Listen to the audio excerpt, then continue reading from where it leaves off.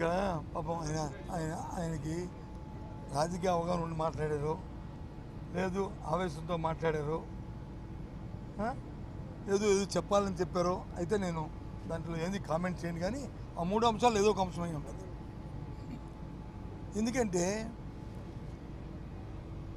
ఏదైతే రాజకీయ శాసనసభలో ఉన్న పక్షం మేము అడిగిన డిమాండ్ ఏంటి, శాసనసభలో ఉన్న రాజకీయ పార్టీల్లో మూడు పక్షాలు వచ్చి ఒక పక్క ఉన్నాయి, అది అధికార పక్షం.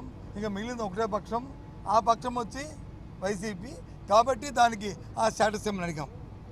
లేదు అంతకంటే పవన్ కళ్యాణ్ గారు చెప్పినట్టు, డిప్యూటీ సీఎం గారు చెప్పినట్టు ఆ పార్టీకి ఎక్కువ ఉన్నాయి. ఎస్, ఆయన కానీ తీసుకోమని అపోజిషన్ లీడర్ మాకు అడగడానికి హక్కే లేదు. ఆయన అపోజిషన్ లీడర్ ఆయన ఉంటారంటే మాకు హక్కు ఎక్కడ ఉంది? మేము అడిగితే ఆ అమ్మాయికి అనుకోరండి. నేను అన్నానా ఆయన అన్నారు, నేను అన్నాను చెప్పండి. నేను అనట్లేదు, తప్పు. ఆయన అపోజిషన్ లీడర్గా ఉందాం అనుకుంటే అప్పుడు మా పార్టీకి రాదు.